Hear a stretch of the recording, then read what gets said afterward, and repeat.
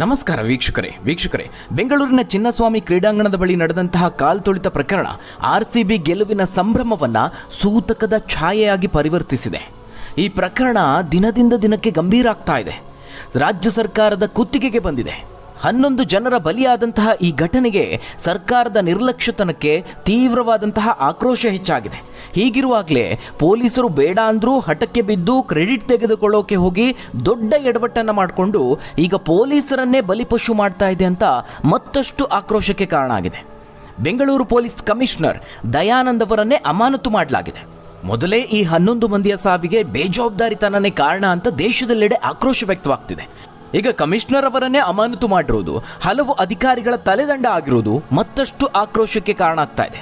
ಒಬ್ಬರಲ್ಲ ಇಬ್ಬರಲ್ಲ ಸಾಲು ಅಧಿಕಾರಿಗಳನ್ನ ಅಮಾನತು ಮಾಡಲಾಗಿದೆ. ವೀಕ್ಷಕರೇ, ಮತ್ತೊಂದು ಕಡೆ ಈ ದುರಂತಕ್ಕೆ ನಿಖರವಾದಂತಹ ಒಂದೊಂದೇ ಕಾರಣಗಳು ಈಗ ಬಹಿರಂಗ ಆಗ್ತಾ ಇದೆ. 3 ಕಡೆ ಏಕಕಾಲದಲ್ಲಿ ಕಾರ್ಯಕ್ರಮಗಳನ್ನು ಆಯೋಜನೆ ಮಾಡಿದ್ರೆ ಭದ್ರತೆ ಹಾಗೆ ಜನದಟ್ಟಣೆ ನಿಯಂತ್ರಣ ಕಷ್ಟ ಅಂತ ಪೊಲೀಸರು ಮೊದಲೇ ಎಚ್ಚರಿಕೆಯನ್ನು ಕೊಟ್ಟಿದ್ರು. ಆದರೆ ಪೊಲೀಸರ ಮಾತನ್ನು ಪಕ್ಕಕ್ಕಿಟ್ಟು ಹಠಕ್ಕೆ ಬಿದ್ದು ಸಮಾರಂಭ ನಡೆಸಿದ್ದೆ ಬುಧವಾರ ನಡೆದಂತಹ ಬೆಂಗಳೂರಿನ ಈ ಮಹಾ ದುರಂತಕ್ಕೆ ಕಾರಣ ಅಂತ ಪ್ರಾಥಮಿಕ ತನಿಖೆಯಿಂದಲೇ ಗೊತ್ತಾಗಿದೆ.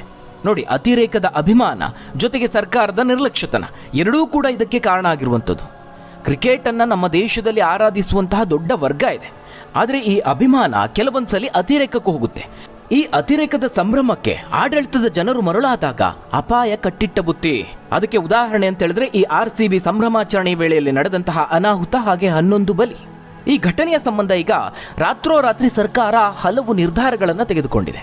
ಮುಖ್ಯಮಂತ್ರಿ ಸಿದ್ದರಾಮಯ್ಯ ಅವರು ನಿನ್ನೆ ರಾತ್ರಿ ತುರ್ತು ಸುದ್ದಿಗೋಷ್ಠಿಯನ್ನು ನಡೆಸಿದ್ರು. ಪ್ರಕರಣದ ತನಿಖೆಯನ್ನು ಸಿಐಡಿಗೆ ವಹಿಸುತ್ತಿರುವುದಾಗಿ ಘೋಷಣೆ ಮಾಡಿದ್ದಾರೆ.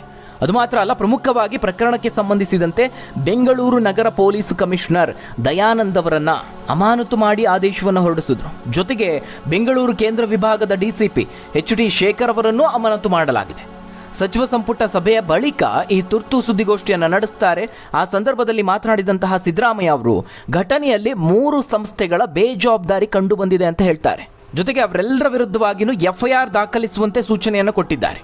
ಸಾಲು ಪೊಲೀಸ್ ಅಧಿಕಾರಿಗಳನ್ನ ಅಮಾನತು ಮಾಡಲಾಗಿದೆ. ದಯಾನಂದ್ ಅವರು ಸೇರಿದಂತೆ ಹೆಚ್ಚುವರಿ ಪೊಲೀಸ್ ಆಯುಕ್ತ ವಿಕಾಸ್ ಕುಮಾರ್ ಅವರು, ಬೆಂಗಳೂರು ಕೇಂದ್ರ ವಿಭಾಗದ ಡಿಸಿಪಿ HD ಶೇಖರ್ ಅವರು, ACP Balakrishna, Cubbon park inspector Girish MK ಅವರನ್ನು ಸಹ ಅಮಾನತು ಮಾಡಲಾಗಿದೆ.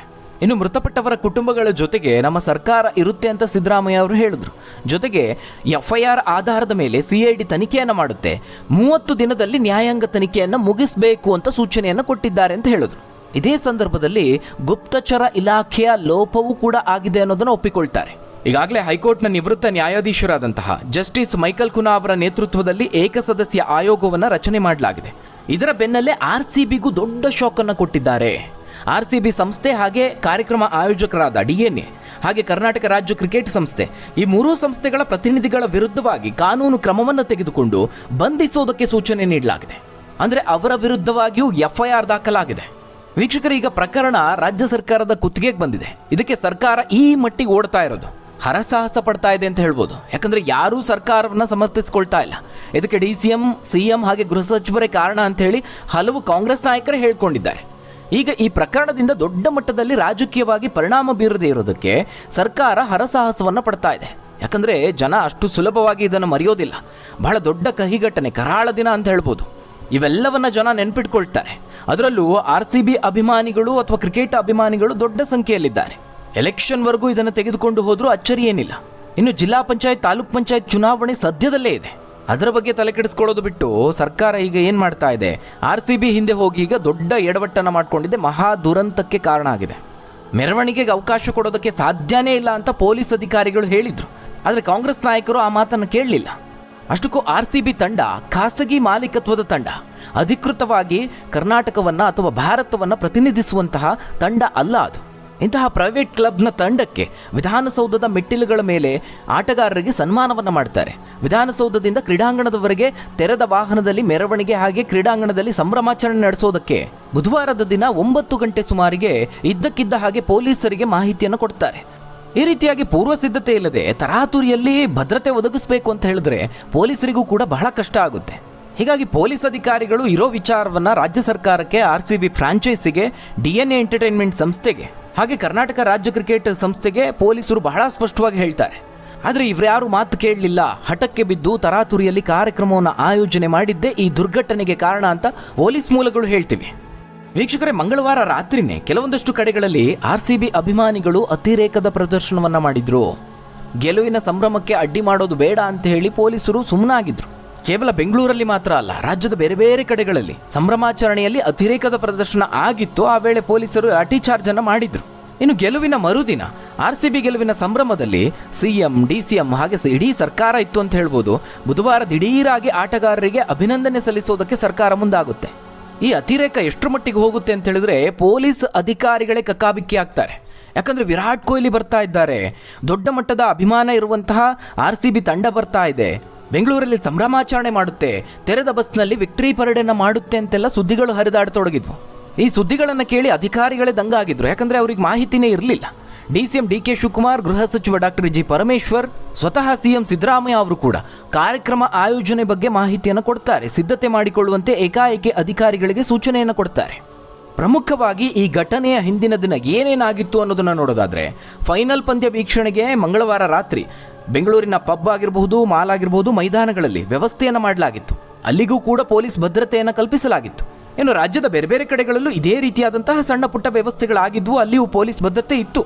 ಆದರೆ RCB ತಂಡ ಈ ಫೈನಲ್ ಟ್ರೋಫಿಯನ್ನು ಗೆಲ್ಲುತ್ತೆ. ಹೀಗಾಗಿ ಬುಧವಾರ ನಸುಕಿನವರೆಗೂ ನಗರದೆಲ್ಲೆಡೆ ಸಂಭ್ರಮಾಚರಣೆಗಳು ನಡೆಯುತ್ತೆ. ಮೊದಲೇ ಪೊಲೀಸರು ಬೆಳಗಿನವರೆಗೆ ಈ ಬಂದೋಬಸ್ತ್ ಮಾಡುವಂತಹ ಕರ್ತವ್ಯದಲ್ಲಿ ನಿರತರಾಗಿರ್ತಾರೆ. ಮರುದಿನ ಬೆಳಗ್ಗೆ ಮತ್ತೆ ಪೊಲೀಸರನ್ನ ಕರ್ತವ್ಯಕ್ಕೆ ನಿಯೋಜನೆ ಮಾಡೋದಕ್ಕೆ ಸಾಧ್ಯನಾ?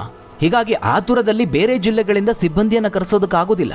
ಬ್ಯಾರಿಕೇಡ್ ಅಳವಡಿಕೆ ಮಾಡಬೇಕು, ಸಂಚಾರ ಮಾರ್ಗದ ಬದಲಾವಣೆ ಮಾಡಬೇಕು. ಇವೆಲ್ಲವೂ ಬಹಳ ಕಷ್ಟದ ಕೆಲಸ. ಅದರಲ್ಲೂ ಬೆಂಗಳೂರಿನಂತಹ ದೊಡ್ಡ ಪ್ರಮಾಣದ ವಾಹನ ದಟ್ಟಣೆ ಇರುವಂತಹ ನಗರದಲ್ಲಿ, ಕಿರಿದಾದಂತಹ ರಸ್ತೆಗಳಲ್ಲಿ ಈ ರೀತಿಯಾದಂತಹ ಕೆಲಸವನ್ನು ಮಾಡುವುದು ಬಹಳ ಕಷ್ಟದ ಕೆಲಸ. ಪರೇಡ್ ಬೇಡ ಅಂತ ಹೇಳಿ ಪೊಲೀಸರು ಸ್ಪಷ್ಟವಾಗಿ ತಿಳಿಸ್ತಾರೆ. ಸಂಭ್ರಮಾಚರಣೆಯ ಸಹವಾಸವೇ ಬೇಡ ಅಂತ ಪೊಲೀಸರು ಖಡಕ್ಕಾಗಿ ಹೇಳಿರ್ತಾರೆ. ಆಗ ಸರ್ಕಾರ ಏನು ಮಾಡುತ್ತೆ? ಪೊಲೀಸರ ಮನವಿಯ ಬಳಿಕ ತೆರೆದ ವಾಹನದಲ್ಲಿ ಮೆರವಣಿಗೆಯನ್ನು ಕೈಬಿಡುತ್ತಾರೆ. ವಿಧಾನಸೌಧ ಹಾಗೆ ಕ್ರೀಡಾಂಗಣದಲ್ಲಿ ಸಮಾರಂಭ ಮಾಡೋಣ ಅಂತ ತೀರ್ಮಾನ ಮಾಡುತ್ತಾರೆ. ಅದು ಕೂಡ ಬೇಡ ಅಂತ ಪೊಲೀಸರು ಹೇಳಿರ್ತಾರೆ, ಆದರೂ ಕೂಡ ಕೇಳೋದಿಲ್ಲ. ಅಷ್ಟರಲ್ಲಿ RCB ಮ್ಯಾನೇಜ್ಮೆಂಟ್ ತನ್ನ ವೆಬ್ಸೈಟ್ನಲ್ಲಿ ಒಂದು ಪ್ರಕಟಣೆಯನ್ನು ಹೊರಡಿಸುತ್ತೆ. ಅದು ಕೂಡ ಈ ಒಂದು ಮಹಾದುರಂತಕ್ಕೆ ಕಾರಣ ಅಂತ ಹೇಳ್ಬೋದು. ತನ್ನ ವೆಬ್ಸೈಟ್ನಲ್ಲಿ ಕ್ರೀಡಾಂಗಣ ಪ್ರವೇಶ ಉಚಿತ ಅನ್ನುವ ಪ್ರಕಟಣೆಯನ್ನು ಹೊರಡಿಸುತ್ತೆ. ಇದು ಒಬ್ಬರಿಂದೊಬ್ಬರಿಗೂ ಗೊತ್ತಾಗಿ ನಗರದ ಮೂಲೆ ಮೂಲೆಗಳಿಂದ ಸಾಗರೋಪಾದಿಯಲ್ಲಿ ಅಭಿಮಾನಿಗಳು ಕ್ರೀಡಾಂಗಣದತ್ತ ಬರ್ತಾರೆ. ಹೀಗಾಗಿ ಭದ್ರತಾ ಸಿಬ್ಬಂದಿಗೆ ಅವರನ್ನು ನಿಯಂತ್ರಿಸುವುದಕ್ಕೆ ಸಾಧ್ಯ ಆಗಲಿಲ್ಲ. ಸದ್ಯ ಕ್ರೀಡಾಂಗಣದ 8 ಗೇಟ್ಗಳಲ್ಲಿ ಕಾಲ್ತುಳಿತ ಆಗಿರೋ ಬಗ್ಗೆ ವರದಿ ಇದೆ. ಗೇಟ್ ನಂಬರ್ 6, 7, 2, 2A, 17, 18, 21, 16ನೇ ಗೇಟ್ಗಳಲ್ಲಿ ಕಾಲ್ತುಳಿತ ಸಂಭವಿಸಿದೆ ಅನ್ನೋದು ತನಿಖೆಯಿಂದ ಗೊತ್ತಾಗಿದೆ. ಈ 8 ಗೇಟ್ಗಳ ಬಳಿಯೂ ಹೆಚ್ಚಿನ ಜನರು ಜಮಾಯಿಸಿದ್ರು. ಸಂಜೆ 4 ಗಂಟೆವರೆಗೂ ಯಾವುದೇ ಗೇಟನ್ನು ತೆರೆದಿರಲಿಲ್ಲ. ನಂತರ 3 ಗೇಟ್ಗಳನ್ನು ತೆರೆಯಲಾಗುತ್ತೆ. ಎಲ್ಲ 21 ಗೇಟ್ಗಳನ್ನು ತೆರೆದು ಪ್ರವೇಶ ಕಲ್ಪಿಸುವಂತೆ ಅಭಿಮಾನಿಗಳು ಮನವಿಯನ್ನು ಮಾಡಿಕೊಳ್ತಾರೆ. ಆಗ ಕ್ರೀಡಾಂಗಣದ ಸಿಬ್ಬಂದಿ, ಭದ್ರತಾ ಸಿಬ್ಬಂದಿ ಅದನ್ನು ಪರಿಗಣಿಸಿರಲಿಲ್ಲ. ಅವರ ಕೆಲಸವನ್ನು ಅವರು ಮಾಡ್ತಾ ಇದ್ರು. ಕ್ರೀಡಾಂಗಣದಲ್ಲಿ ಎಷ್ಟು ಸಾಧ್ಯವೋ ಅಷ್ಟು ಜನರನ್ನು ಮಾತ್ರ ಒಳಬಿಡುವಂತಹ ಕೆಲಸಕ್ಕೆ ಕೈ ಹಾಕ್ತಾರೆ. ಆಧಾರ್ ಕಾರ್ಡನ್ನು ಪರಿಶೀಲನೆ ಮಾಡಿ ಉಚಿತ ಟಿಕೆಟನ್ನು ಕೊಡುವಂತಹ ಕೆಲಸಕ್ಕೆ ಮುಂದಾಗ್ತಾರೆ. ಈ ಪ್ರಕ್ರಿಯೆ ಬಹಳ ಸಮಯ ಹಿಡಿಯುತ್ತೆ. ಹೀಗಾಗಿ ಅಲ್ಲಿದ್ದಂತಹ ಜನ ಅತಿರೇಕಕ್ಕೆ ಹೋಗ್ತಾರೆ. ತಾಳ್ಮೆಯನ್ನು ಕಳೆದುಕೊಂಡು ಹುಚ್ಚರಂತೆ ವರ್ತಿಸ್ತಾರೆ. ಕ್ರೀಡಾಂಗಣದ ಗೇಟನ್ನೇ ಒದ್ದು ನುಗ್ಗೋದಕ್ಕೆ ಪ್ರಯತ್ನಿಸ್ತಾರೆ. ಇನ್ನೂ ಕೆಲವರಂತೂ ಕಾಂಪೌಂಡ್ ಹತ್ತುತ್ತಾರೆ. ಆಗ ನೂಕು ನುಗ್ಗಲು ಸಂಭವಿಸಿ ಕೆಲವರು ನೆಲಕ್ಕೆ ಬೀಳ್ತಾರೆ. ಈ ಸಾವಿರಾರು ಜನರ ಗುಂಪನ್ನು ನಿಯಂತ್ರಣ ಮಾಡೋದಕ್ಕೆ ಅಲ್ಲಿದ್ದಂತಹ ಕೆಲವು ಪೊಲೀಸರು ಏನ್ ತಾನೇ ಮಾಡೋದಕ್ಕೆ ಸಾಧ್ಯ? ಗುಂಪು ಚದುರಿಸೋದಕ್ಕೆ ಪೊಲೀಸರು ಲಾಠಿ ಬೀಸ್ತಾರೆ. ಇದು ಪರಿಸ್ಥಿತಿಯನ್ನು ಮತ್ತಷ್ಟು ಬಿಗಡಾಯಿಸುತ್ತೆ. ಆಗ ಜನ ಬಿದ್ದವರನ್ನೂ ತುಳ್ಕೊಂಡು ದಿಕ್ಕಾಪಾಲಾಗಿ ಓಡಿದ್ದಾರೆ. ಇದರಿಂದ ಕಾಲ್ತುಳಿತ ಉಂಟಾಗಿ ಸಾವು ಸಂಭವಿಸಿದೆ. ಇನ್ನು ವೀಕ್ಷಕರೇ, ಇಷ್ಟೊಂದು ದೊಡ್ಡ ಮಟ್ಟದಲ್ಲಿ ಕಾರ್ಯಕ್ರಮ ಆಯೋಜನೆ ಮಾಡ್ತಾರೆ ಅಂದರೆ ಅದಕ್ಕೆ ಗುಪ್ತಚರ ಇಲಾಖೆಯ ಮಾಹಿತಿ ಅತ್ಯಗತ್ಯ. ಆದರೆ ಇದರಲ್ಲಿ ಸರ್ಕಾರ ಎಡವಿದೆ, ಪೊಲೀಸ್ ಇಲಾಖೆಯೂ ಕೂಡ ಎಡವಿದೆ. ಗುಪ್ತಚರ ಇಲಾಖೆಯ ಮಾಹಿತಿ ಶಿಫಾರಸು ಪಡೆದುಕೊಂಡೇ ಈ ಕಾರ್ಯಕ್ರಮವನ್ನು ಆಯೋಜನೆ ಮಾಡಬೇಕು. ಅದರ ಬದಲಾಗಿ ದಿಢೀರಂತ ಆಯೋಜನೆ ಮಾಡಿದ್ದೇ ಈ ಸಮಸ್ಯೆಗಳಿಗೆ ಕಾರಣ ಆಗಿರುವಂಥದ್ದು. ಇಷ್ಟೊಂದು ಪ್ರಮಾಣದಲ್ಲಿ ಜನ ಬರ್ತಾರೆ ಅನ್ನೋ ನಿರೀಕ್ಷೆನೂ ಇರಲಿಲ್ಲ ಅಂತ ಅನಾಹುತದ ಬಳಿಕ ಸ್ವತಃ CM DCM ಹೇಳಿದ್ದಾರೆ. ಜನ ಟಿವಿಯಲ್ಲೇ ಈ ಕಾರ್ಯಕ್ರಮವನ್ನು ನೋಡಿ, ಆ ತಂಡದ ಆಟಗಾರರನ್ನು ನೋಡಿ ಬಹಳ ದೊಡ್ಡ ಮಟ್ಟದಲ್ಲಿ ಸಂಭ್ರಮಾಚರಣೆ ಮಾಡ್ತಿರುವಾಗ ಸ್ವತಃ ಆ ಆಟಗಾರರೇ ತಮ್ಮ ಹತ್ತಿರಕ್ಕೆ ಬರ್ತಾರೆ, ಕಣ್ಮುಂದೆ ಬರ್ತಾರೆ ಅಂದಾಗ ಎಷ್ಟು ಜನ ಸೇರ್ಕೊಳ್ಬಹುದು ಅನ್ನೋದನ್ನ ಬಹಳ ಸುಲಭವಾಗಿ ಊಹೆ ಮಾಡಬಹುದು. ಆದರೆ ಅದರಲ್ಲಿ ಸರ್ಕಾರ ಎಡವಿದೆ. ಪರಿಣಾಮ ಈಗ RCB, DNA, KSA ವಿರುದ್ಧವಾಗಿ FIR ದಾಖಲಾಗಿದೆ. ಹಲವಾರು BNS ಸೆಕ್ಷನ್ಗಳ ಅಡಿಯಲ್ಲಿ ಪ್ರಕರಣ ದಾಖಲಾಗಿದೆ. ಇನ್ನು ಈ ಪ್ರಕರಣ ದಾಖಲಿಸುವ ವಿಚಾರದಲ್ಲೂ ಒಂದಷ್ಟು ಅಪಸ್ವರ ಕೇಳಿ ಬಂದಿದೆ, ಆಕ್ರೋಶ ಕೇಳಿ ಬಂದಿದೆ. ಸರ್ಕಾರದ ವಿರುದ್ಧ ಈ ಪ್ರಕರಣವನ್ನು ಮುಚ್ಚಿ ಹಾಕೋದಕ್ಕೆ ಪ್ರಯತ್ನಿಸಿದ್ರು ಅನ್ನುವ ಗಂಭೀರ ಆರೋಪ ಕೇಳಿ ಬಂದಿದೆ. ಯಾಕಂದ್ರೆ ಈ ದುರಂತ ನಡೆದ ನಂತರದಲ್ಲಿ ಮೊದಲಿಗೆ ಮಾಡಿದಂತಹ ಕೆಲಸ ಏನಂದ್ರೆ ಅಸಹಜ ಸಾವು ಪ್ರಕರಣವನ್ನು ದಾಖಲು ಮಾಡ್ಕೊಳ್ಳೋದಕ್ಕೆ ಮುಂದಾಗಿದ್ರು ಅನ್ನೋದು. ಅಂದ್ರೆ ಪೊಲೀಸರು UDR ದಾಖಲಿಸಿ ತನಿಖೆಗೆ ಮುಂದಾಗಿದ್ರು ಅನ್ನೋ ಆರೋಪ ಇದೆ. ಯಾವಾಗ ಮೃತರ ಕುಟುಂಬಸ್ಥರಿಂದ ಆಕ್ರೋಶ ಹೆಚ್ಚಾಯಿತೋ ಅದರ ಬೆನ್ನಲ್ಲೇ FIR ದಾಖಲಾಗುತ್ತೆ. ಅಂದ್ರೆ ದುರಂತಕ್ಕೆ ಕಾರಣರಾದವರ ವಿರುದ್ಧವಾಗಿ FIR ದಾಖಲು ಮಾಡ್ತಾರೆ. UDR ಅಂದ್ರೆ ಈ ಪ್ರಕರಣಕ್ಕೆ ಯಾರೂ ಕಾರಣ ಅಲ್ಲ ಅನ್ನೋ ರೀತಿಯಲ್ಲಿ ಅಸಹಜ ಸಾವು ಅನ್ನೋ ಪ್ರಕರಣದ ಅಡಿಯಲ್ಲಿ ಪ್ರಕರಣವನ್ನು ದಾಖಲು ಮಾಡುವಂತಹ ಪ್ರಕ್ರಿಯೆ. ಈ ರೀತಿ UDR ದಾಖಲಿಸಿಕೊಂಡು ಪ್ರಕರಣವನ್ನು ಮುಚ್ಚಿ ಹಾಕುವ ತಂತ್ರ ಮಾಡಲಾಗಿದೆ ಅಂತ ಸಂಬಂಧಿಕರು ದೂರಿದ್ರು. ಆದರೆ ಕೊನೆಗೂ ಘಟನೆಗೆ ಸಂಬಂಧಪಟ್ಟಂತೆ FIR ದಾಖಲಾಯಿತು. ಸದ್ಯ ಬೆಂಗಳೂರಿನ ಜಿಲ್ಲಾಧಿಕಾರಿಯಾಗಿರುವಂತಹ G. ಜಗದೀಶ್ ಅವರು ಈ ದುರಂತದ ವಿಚಾರಣಾಧಿಕಾರಿ ಆಗಿದ್ದಾರೆ. ಪ್ರಕರಣವನ್ನು CIDಗೂ ಕೂಡ ವಹಿಸಲಾಗಿದೆ. ಒಟ್ಟಾರೆಯಾಗಿ ಈ ಮಹಾ ದುರಂತದಿಂದಾಗಿ ಎಷ್ಟೋ ವರ್ಷದಿಂದ RCB ಈ ಕಪ್ ಗೆಲ್ಲಬೇಕು ಅನ್ನುವಂತಹ ಏನು ಕನಸನ್ನ ಕಂಡಿದ್ರು ಅಭಿಮಾನಿಗಳಾಗಿರ್ಬೋದು, ಕ್ರಿಕೆಟ್ ತಂಡ ಆಗಿರ್ಬೋದು. ಆದರೆ ಆ ಕನಸು ನನಸಾದರೂ ಯಾವುದೇ ಪ್ರಯೋಜನಕ್ಕೆ ಬರಲಿಲ್ಲ ಅಂತ ಹೇಳ್ಬೋದು. ಈಗ ಪ್ರಶ್ನೆ ಇರುವಂಥದ್ದು, ಆ 11 ಜನ ಏನು ಬಲಿಯಾದರೂ ಅದಕ್ಕೆ ಕಾರಣ ಯಾರು ಹೊಣೆ? ಅದಕ್ಕೆ ಎಷ್ಟೇ ಪರಿಹಾರವನ್ನು ಕೊಟ್ಟರೂ ಆ ಜೀವಗಳು ಮತ್ತೆ ವಾಪಸ್ಸು ಬರುತ್ತಾ? ತಮ್ಮ ಕುಟುಂಬದವರನ್ನು ಕಳೆದುಕೊಂಡವರ ಆಕ್ರಂದನ ಈಗ ಮುಗಿಲು ಮುಟ್ಟಿದೆ. ಆ ಗೋಳಾಟವನ್ನು ನೋಡೋದಕ್ಕೆ ಸಾಧ್ಯ ಆಗ್ತಾ ಇಲ್ಲ. ಹಾಗಾದರೆ ವೀಕ್ಷಕರೇ, ಇಂತಹದೊಂದು ಮಹಾ ದುರಂತಕ್ಕೆ ಕಾರಣ ಏನು? ವ್ಯವಸ್ಥೆಯ ಎಡವಟ್ಟಿಗೆ ನೀವೇನಂತೀರಾ? ನಿಮ್ಮ ಅನಿಸಿಕೆ ಅಭಿಪ್ರಾಯವನ್ನು ಕಮೆಂಟ್ ಮೂಲಕವಾಗಿ ತಿಳಿಸಿ. ಧನ್ಯವಾದಗಳು ವೀಕ್ಷಕರೇ.